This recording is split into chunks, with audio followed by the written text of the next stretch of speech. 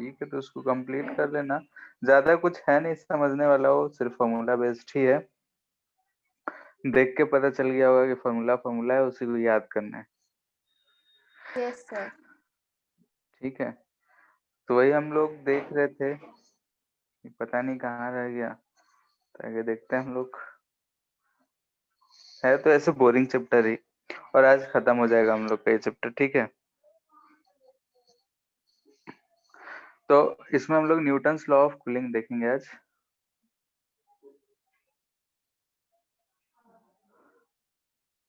हम लोग देख रहे थे रेडिएशन।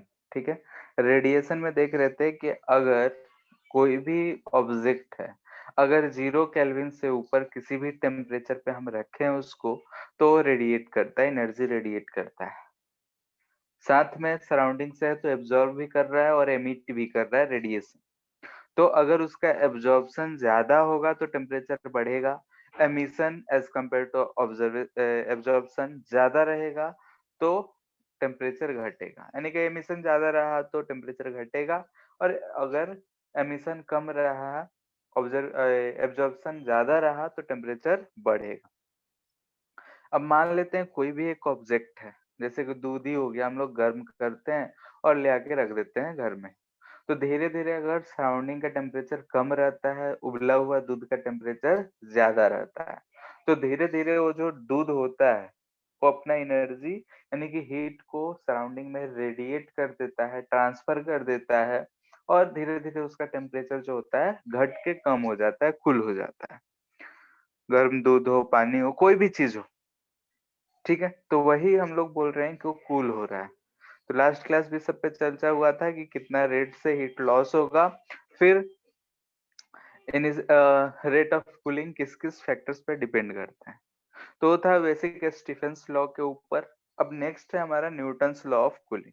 ये भी उससे हम लोग डिराइव कर सकते हैं, यानी कि स्टीफेंस लॉ से हम लोग न्यूटन्स लॉ ऑफ कूलिंग को भी डिराइव कर सकते हैं, लेकिन इनका एक अलग वे है, प्रोसेस है, तो उसको हम लोग पहले देखते हैं। तो ये क्या कहते हैं कि अगर हम कोई भी ऑब्जेक्ट, जैसे कोई भी ऑब्जेक्ट है, लेट से किस ये ऑब्जेक्ट है, इसका टेम्परेचर T है, सराउंडिंग का टेम्परेचर T नॉट है। ये जो है सराउंडिंग का टेम्परेचर है, और ये जो है हमारा कोई भी ऑब्जेक्ट है, लेट से कूल हो रहा है, यानी कि T जो हम माने वो ग्रेटर देन T नॉट है, सराउंडिंग से ज्यादा है। तो धीरे धीरे इसका ये टेम्परेचर घट रहा होगा। ठीक है, यानी कि अगर ऐसा होगा, अगर बोले उन्होंने कि अगर डिफरेंस ज्यादा लार्ज नहीं है, यानी कि अगर टी और टी नॉट में ज्यादा का वेरिएशन नहीं है, जैसे कि वाटर बॉयल किया 100 डिग्री सेल्सियस पे, कूल हो सकता है 25 डिग्री सेल्सियस पे रूम टेम्परेचर, ऐसा अगर कुछ डिफरेंस है, तो ये जो रेट ऑफ कूलिंग है, यानी कि अकॉर्डिंग टू न्यूटन, उन्होंने कहा कि रेट ऑफ कूलिंग, ठीक है, रेट ऑफ कूलिंग को हम लोग माइनस dt/dt लिखते हैं। कैपिटल T टेम्परेचर को रिप्रेजेंट कर रहा है और स्मॉल t टाइम को। तो ये जो है प्रोपोर्शनल टू डिफरेंस होगा इन दोनों टेम्परेचर का, यानी कि T माइनस टी नॉट के प्रोपोर्शनल होगा। यानी कि हम इस रेट को हम R से लिख रहे हैं, यानी कि ये रेट जो है प्रोपोर्शनल है, यानी कोई कांस्टेंट आएगा, T माइनस टी नॉट हम लोग लिख सकते हैं। ठीक है, रेट ऑफ कूलिंग जो होगा वो directly proportional to difference in temperature होगा, और उन्होंने ये चीज कहा। अच्छा, ठीक है, यहाँ पे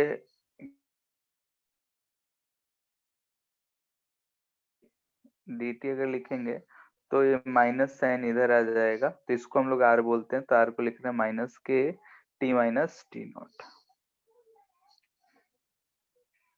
ठीक है, यानी कि रेट है तो रेट है rate of decrease in temperature dt/dt, यानी कि इस रेट से घट रहा होगा। या फिर सिंपली अगर मैग्नीट्यूड की बात करें तो हम माइनस हटा भी सकते हैं, क्योंकि हम जान रहे हैं कि टेम्परेचर घटने की ही बात हो रही है। ठीक है, तो इसको भी रेट लिखा जाता है, इसको भी लिखा जाता है। तो हम यहाँ से बोल रहे हैं कि R इजकल टू के T minus T not.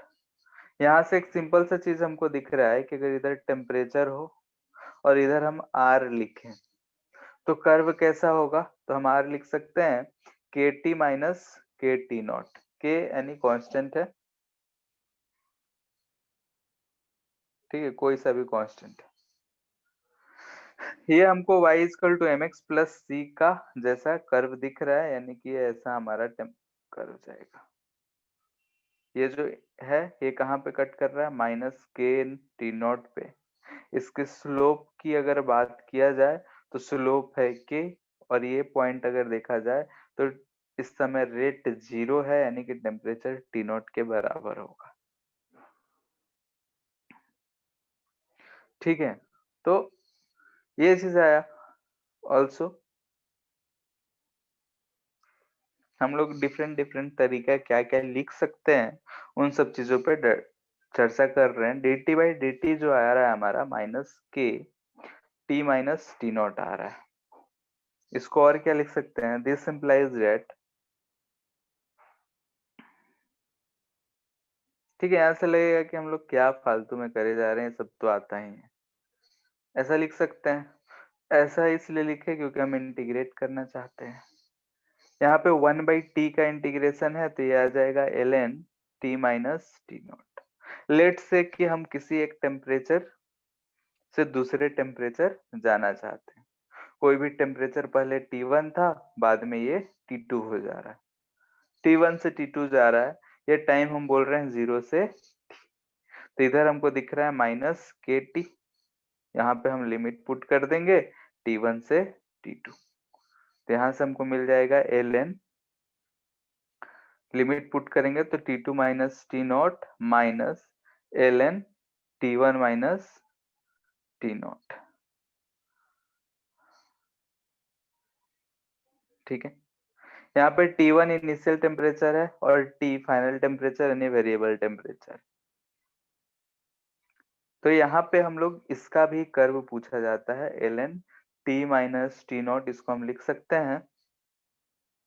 If T2 को हम T बोल रहे हैं कोई भी टेम्परेचर, तो ऐसा minus K T plus ln T1 minus T2। यहाँ पे हमको दिख रहा है ये वाला चीज कांस्टेंट है, और यहाँ पे हमको कर्व पूछा जाता है कि बताओ कि curve ln t minus T not versus time क्या होगा।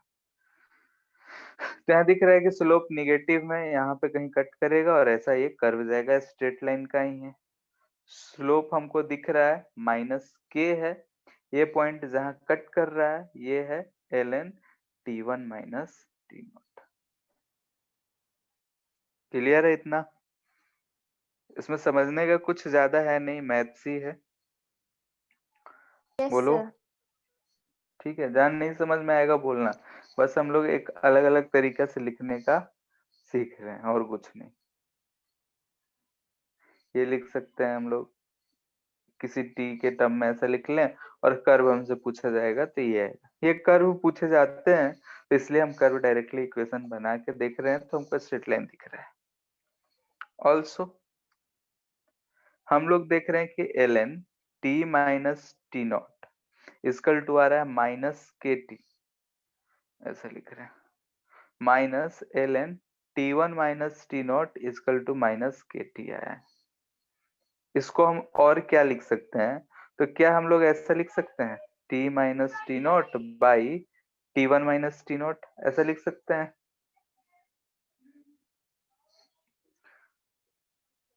ln A minus ln B होता है तो ln A बाई B लिख सकते हैं, तो वही लिखे हैं।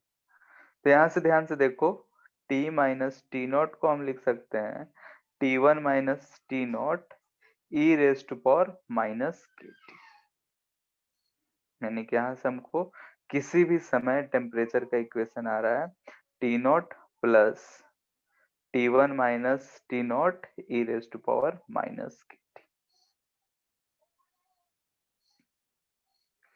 टाइम अगर 0 हो, T इजकल टू 0 पे, टेम्परेचर ध्यान से देखो T1 है, यानी कि इसका अगर हम कर्व बनाते हैं, यानी कि टेम्परेचर वर्सेस टाइम कर्व, तो इस इक्वेशन से गवर्न होता है। T जब 0 है तो ये वैल्यू 1 हो जाएगा, टी नॉट कट जाएगा, ये T1 टेम्परेचर है। इसके बाद ये घटेगा कब तक, जबकि टेम्परेचर टी नॉट ना हो जाए और ऐसे चला जाएगा।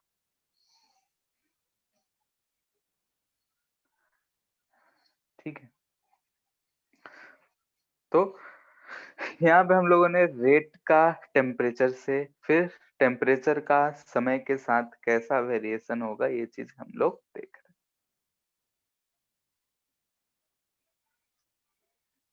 क्लियर है इतना?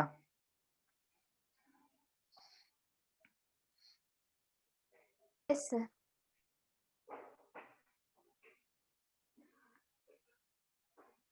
ठीक है, लेकिन अगर हम मान लेते हैं कि न्यूटन्स लॉ से अगर हमको कैलकुलेशन के लिए क्वेश्चंस पूछे जाएंगे, बोलेगा कि ऐसा क्वेश्चन होगा तो बताओ क्या होगा, तो कैलकुलेशन के लिए हम लोग जो है ये जो अभी देख रहे हैं वो इक्वेशन हम लोग यूज करेंगे।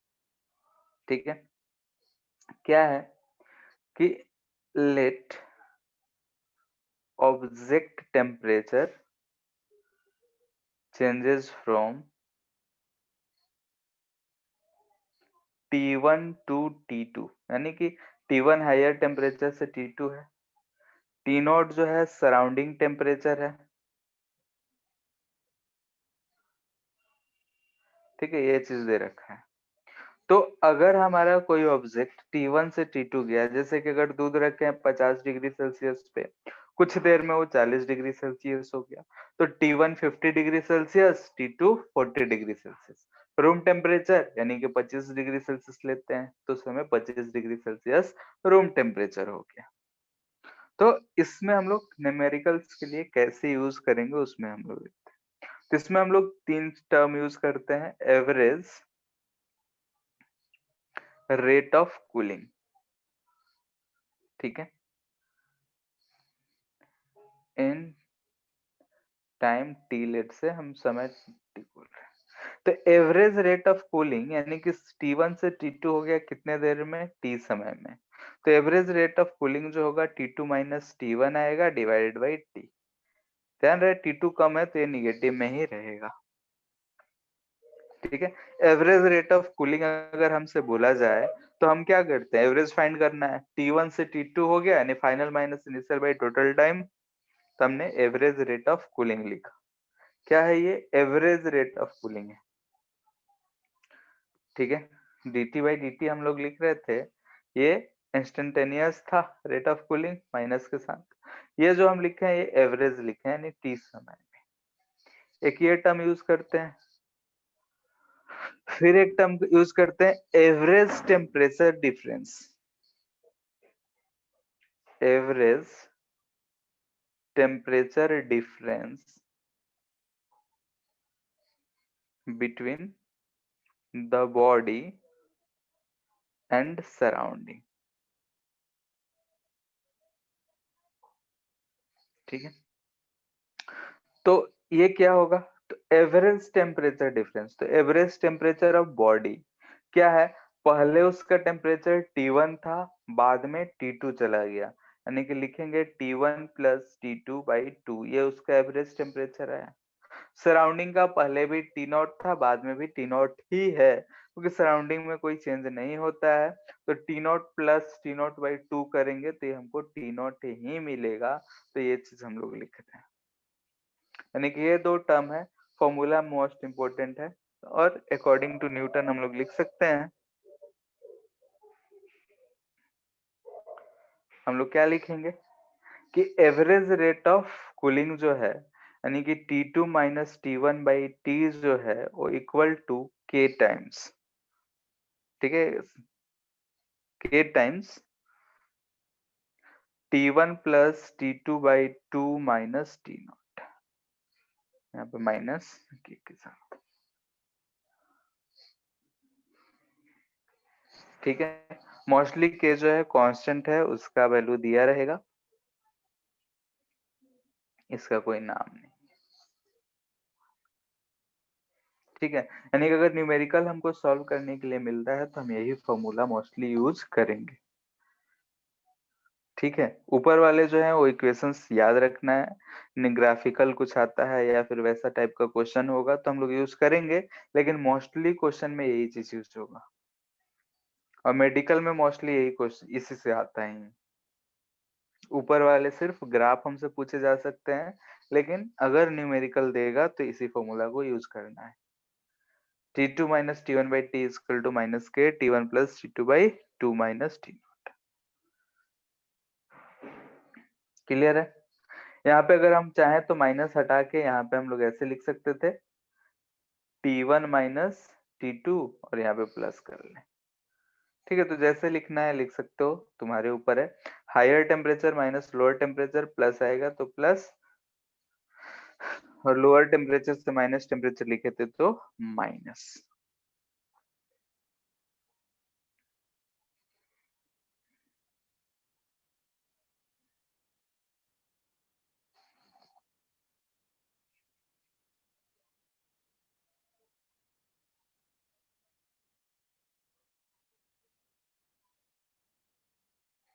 क्लियर है ये?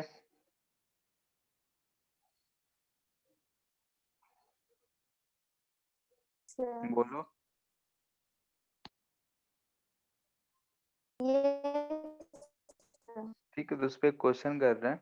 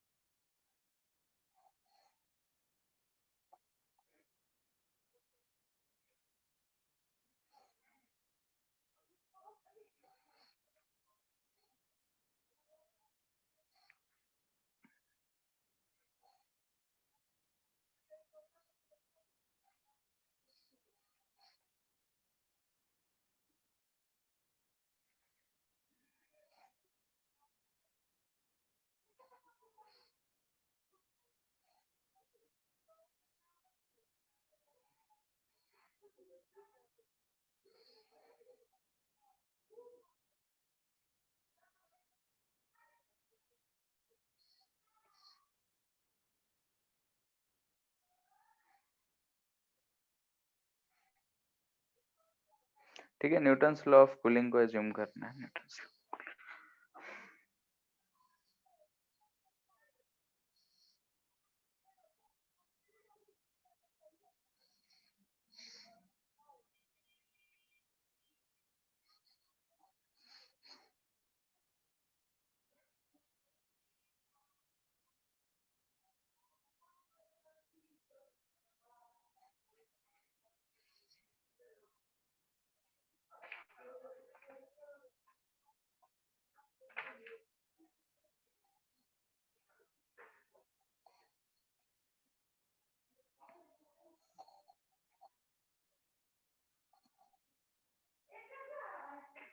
हाँ आ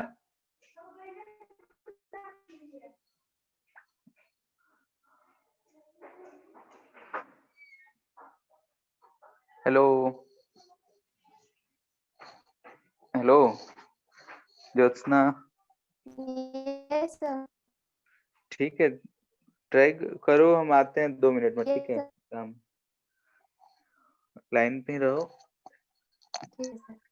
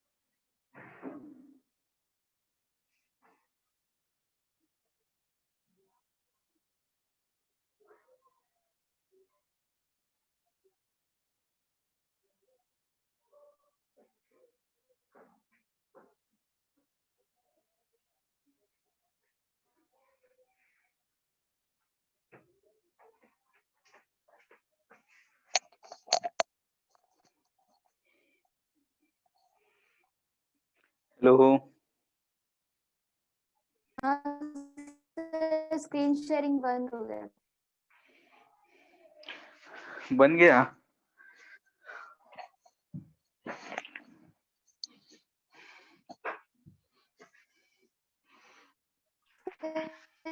ये नेट के का वैल्यू निकाल के उसी वाले के में डाल देना है। हाँ,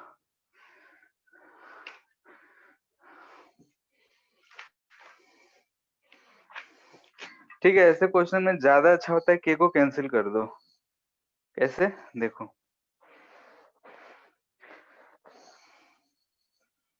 फर्स्ट केस में क्या है, 60 से 55 बाई 30,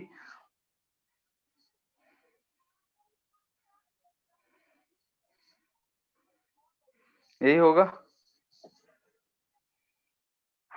यस सर। ठीक है।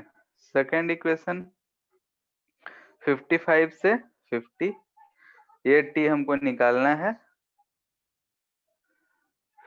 50 बाई 2 माइनस 45 करके दोनों इक्वेशन को क्या करेंगे, रेशियो ले लेंगे। ठीक है, यहाँ तो आसानी से कट जा रहा है, लेकिन सबसे आसान तरीका होता है ये। रेशियो लेंगे तो ये ऊपर 5 का ही डिफरेंस है, ये t बाई 30 हो जाएगा। k जो है कट जाएगा। यहाँ से हमको दिख रहा है 60 प्लस 55 115 माइनस 45, तो 115 माइनस 45 है, तो 70 है, तो ऊपर आ जाएगा 70 डिवाइडेड बाई, यहाँ पे 105 में से 45 आ रहा है, यानी कि नीचे आ जाएगा 60।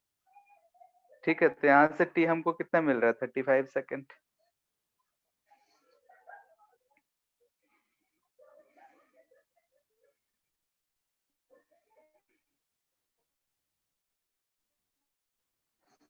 ये आ रहा है ना? ठीक है, अब सॉल्व कर लेना है, जैसे भी जो भी हो। कैलकुलेशन एक बार देख लेना।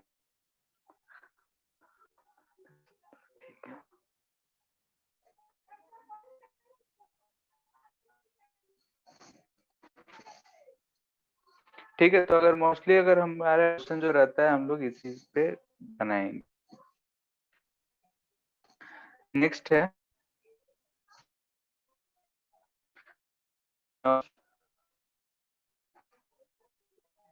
एनर्जी।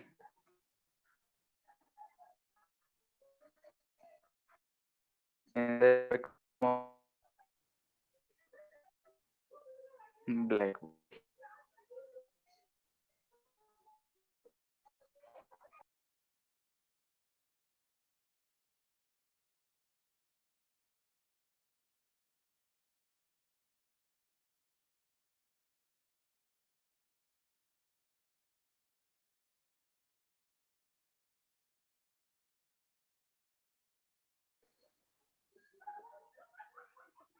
हेलो।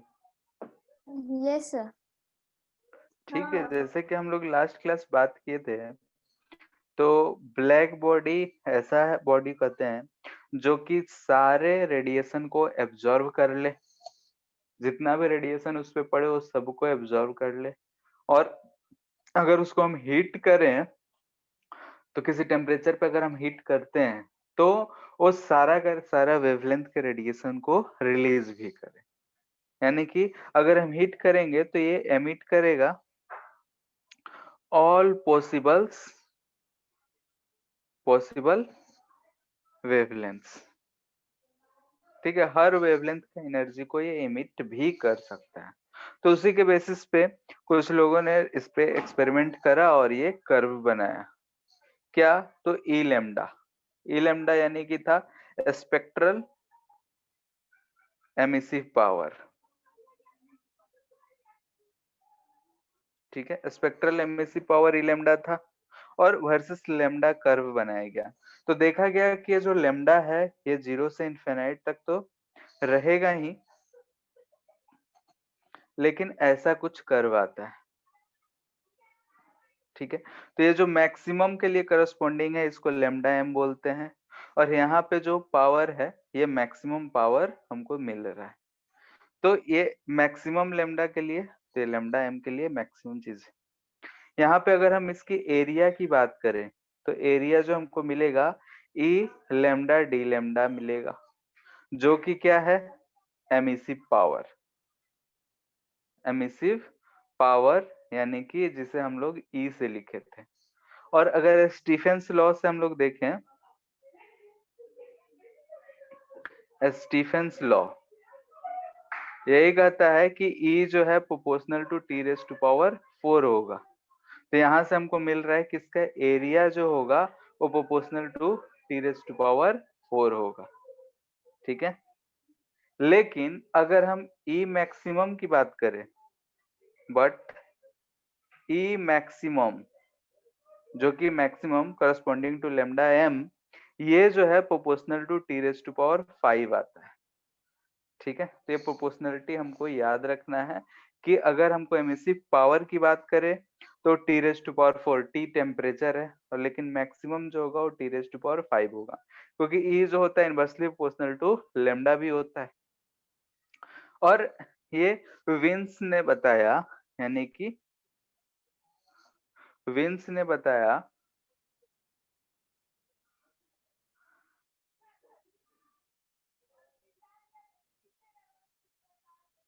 ठीक है, विंस ने ये बताया कि अगर हम लोग अलग अलग टेम्परेचर पे इस डिस्ट्रीब्यूशंस को देखें, यानी कि अगर हम टेम्परेचर वेरी करते हैं वर्सेस लेमडा है तो हमको कर्व ऐसा कुछ मिलता है।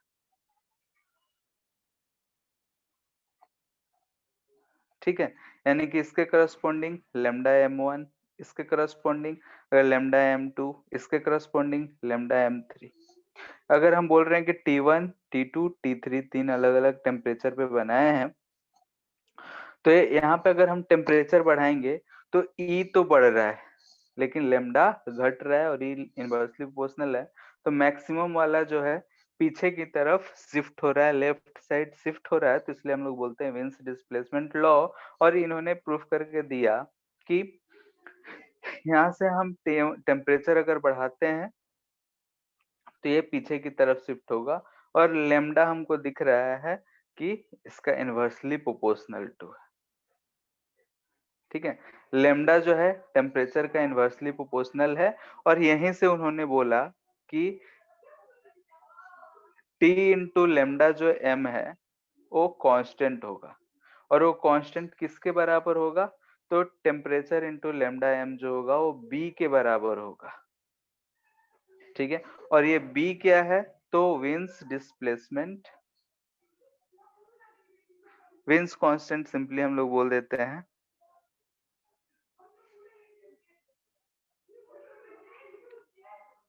ठीक है,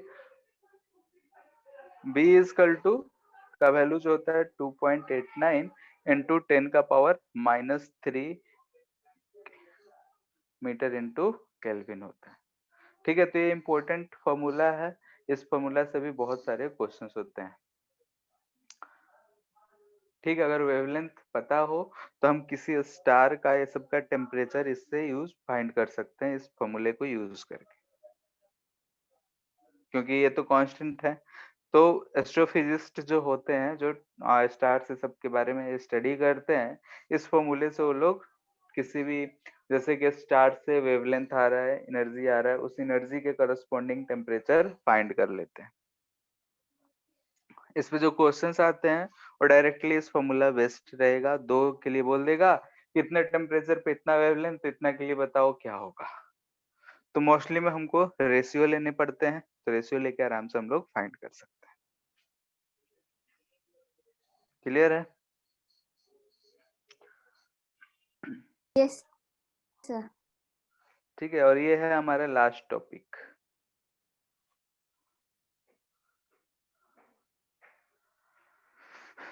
ठीक है, सन एंड सोलर कांस्टेंट।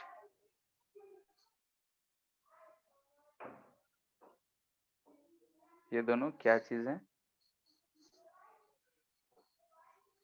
हम जानते हैं कि ये सन है अगर, ठीक है, ये सन है हमारा, तो ये प्रकाश देता है। सन से जो लाइट्स निकल रहे हैं वो चारों तरफ ऐसे फैलते हैं। ठीक है, मान लेते हैं कि r दूरी पे ये हमारा अर्थ, ठीक है। तो ये जो इससे सन रेज निकल रहे हैं उसका कुछ ना कुछ अपना एनर्जी होगा, यानी कि हम बोल सकते हैं एनर्जी रेडिएटेड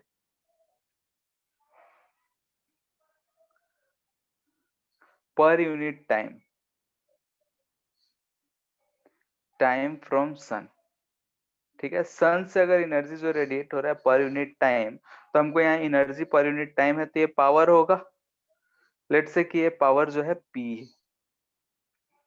ठीक है, तो हम इस P को कितना बोल सकते हैं? तो स्टीफेंस लॉ से E बराबर सिग्मा इंटू टी स्क्वायर था, तो P इजकल टू हम लिख सकते हैं A sigma T raise to power 4, यानी कि ये क्या है अकॉर्डिंग टू स्टीफेंस लॉ। ठीक है, ये स्टीफेंस लॉ से हम बोल सकते हैं कि पावर जो होगा ए क्या है एरिया ऑफ सन। अगर इसका रेडियस हम बोल रहे हैं कैपिटल आर है, यानी कि आर जो है रेडियस ऑफ सन है, तो हम लोग इसको लिख सकते हैं pi R square sigma into T raise to power 4। ठीक है, ये पावर बोल सकते हैं। अब अगर हम इसका यहाँ पे ऐसा एक स्फीयर बनाए, तो ये चारों तरफ यहाँ पे आर दूरी पे, जो कि अर्थ है आर दूरी पे, यहाँ तक ये पावर जो है आया है। तो ये पावर जो होगा इंटेंसिटी के फॉर्म में, यानी कि जितना दूर जाएगा, यानी कि अगर हम बात करें कि पावर जो सरफेस ऑफ अर्थ के पास आया होगा वो कितना होगा,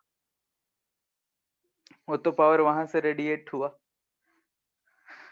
तो हम बोल सकते हैं कि ये जो पावर रेडिएट हुआ है और इस पावर का इंटेंसिटी, यानी कि intensity city of light at earth surface. ठीक है, अर्थ, यहाँ पे सनलाइट की ही बात किया जा रहा है। सनलाइट का अगर अर्थ पे इंटेंसिटी की बात करें तो इसी चीज को हम लोग बोलते हैं सोलर कांस्टेंट। ठीक है, जिसको हम लोग एस से लिखते हैं। और वो एस क्या होता है? तो इंटेंसिटी याद रखो कि इंटेंसिटी जो होता है पावर अपॉन एरिया होता है, जितने एरिया में वो फैला हो। बॉल है, बॉल का अगर पावर है इतने एरिया में फैला होगा, तो ये चीज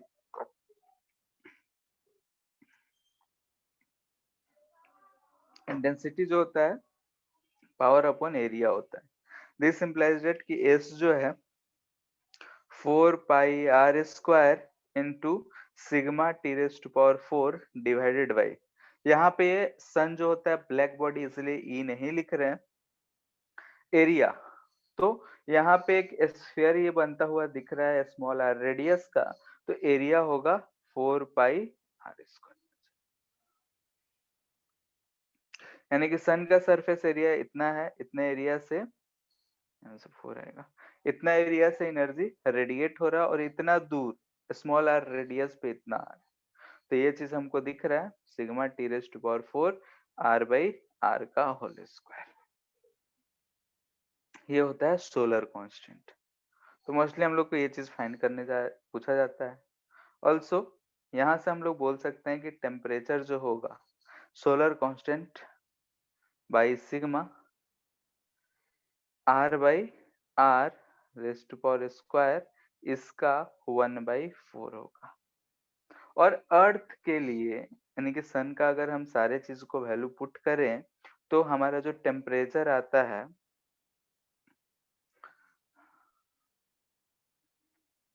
ठीक है, एक्सपेरिमेंटल वैल्यू आर ये सब रखते हैं, तो टेम्परेचर ऑफ सन जो आता है इसमें पुट करने से वो लगभग 5800 केल्विन आता है, जो कि बोला जाता है कि 6000 केल्विन के आसपास होगा। ठीक है, तो अर्थ का सन का टेम्परेचर जो है, सन का जो टेम्परेचर है वो 6000 केल्विन कहा जाता है, यानी कि लगभग 5800 केल्विन आता है, लेकिन हम लोग अप्रोक्सीमेट में 6000 केल्विन याद रखते हैं और वो यहीं से हम लोग कैलकुलेट करते हैं थ्योरेटिकली। क्लियर है इतना?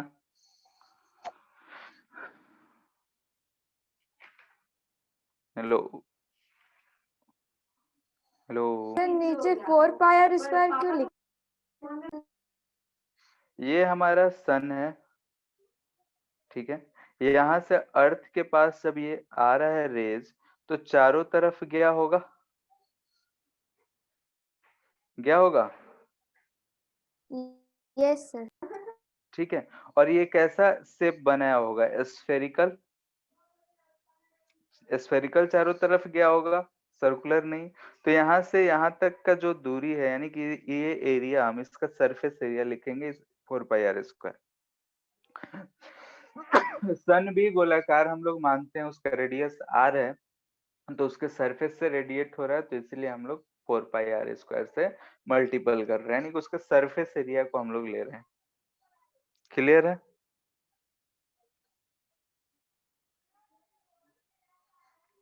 हेलो। Yes sir. ठीक है, तो हम लोग को इतना ही कुछ जानना है इसमें हीट ट्रांसफर में। हीट ट्रांसफर में देखे थे कंडक्शन, कन्वेक्शन। कन्वेक्शन सिर्फ नाम के लिए जानना है कि वो क्या होता है, कैसा होता है। फिर कंडक्शन में हीट ट्रांसफर देखे थे कि कंडक्शन में कैसे ट्रांसफर होता है। और रेडिएशन में मोस्टली जो है हमारे फॉर्मूले हैं और फॉर्मूले बेस्ड क्वेश्चन भी रहते हैं। ठीक है, ऐसा फॉर्मूला है तो कैलकुलेशन रहेगा, फॉर्मूला है, कॉन्स्टेंट्स हैं, याद रखने पड़ेंगे। हो जाएगा?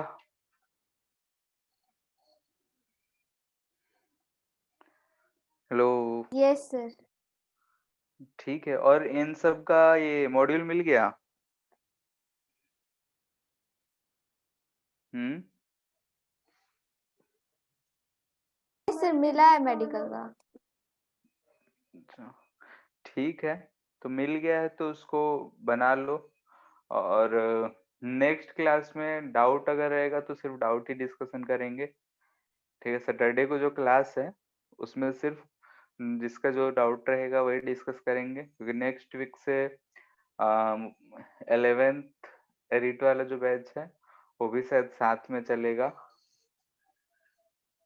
ठीक है, नहीं, क्योंकि तुम लोग का 3 चैप्टर बच रहा है, तो जितना जल्दी खत्म हो तो अच्छा है।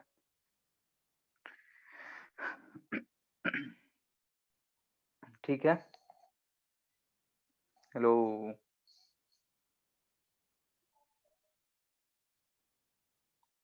हेलो। Yes sir. ठीक है, तुम कहाँ रह गए थे अरविंद? सर अरविंद,